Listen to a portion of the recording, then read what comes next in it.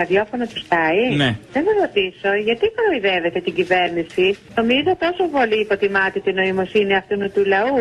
Όχι περισσότερο από την κυβέρνηση, αλλά δεν την κοροϊδεύουμε. Να σας πω κάτι. Ναι. Δηλαδή το 50 που ήρθαν οι αγρότες από την Κρήτη, δεν τους έφτανε ολόκληρη Κρήτη, ήρθανε και στον Πειραιά να μας δείξουν τι, ότι έχουν τα τρακτέρ που κοστίζουν 300 και 400 ευρώ, χιλιάδες ευρώ, που τα έχω πληρώσει εγώ από την επιδότηση που παίρνει από την Ευρωπαϊκή Ένωση. Γι' αυτό τα φέρανε, για να τα φέρουν σπίτι σας, επειδή σας ανήκουνε. Τι είπες? Αυτό που άκουσες.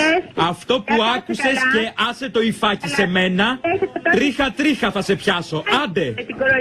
Μ' ακούς? Υπάρχουν και κόσμος που έχει και νοημοσύνη. Θα σε ξεμαλιάσω. Τι είπες? Αυτό που άκουσες. Μου λες εμένα τι είπες? Τι είπες? Για ξαναπες αυτό. Δεν κοτάω, νομίζεις κοτάω? Για ξαναπες το. Όχι να τ' άκουγες. Δεν το άκουσα αυτό που είπες. Κυρά μου, να, κατίνα. Δεν το άκουσα. Άντε να γυρίσεις καμιά μπούκλα.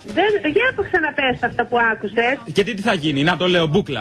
Άκουσα να σου πω κάτι. Μπορείτε να σοβαρευτείτε. Να σοβαρευτείτε εσείς.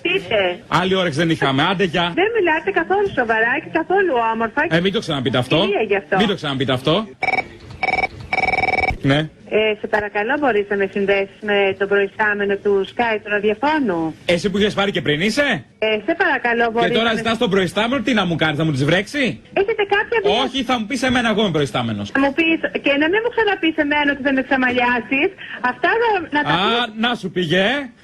Όταν το λέω πάντα πιάνει. Σε παρακαλώ, μπορείς να με συνδέσεις. Τι θες, εγώ είμαι προϊστάμενος. Εσύ είσαι προϊστάμενος? Ναι. Δεν είσαι προϊστάμενος. Στο γραφείο προϊσταμένης πήρατε. Θα σου κάνω καταγγελία για αυτά που είπες ότι θα με ξεμαλιάσεις. Καλά, και εγώ έχετε δει και το χόντρινα, δεν έπρεπε να το πω αυτό. Αλλά πίσω δεν το παίρνω. Θα πω κάτι, είμαι 50 χρονών γυναίκα. Ούστο για το σάψαλο. Ότι δεν είναι σωστά και που κοροϊδεύετε. Με τον απόδειξη ξαναπαίρνεις. Για πες μου, ραμολιμέντο. Και εμένα δεν θα μου ξαναπείς ότι θα με ξαμαλιάσεις.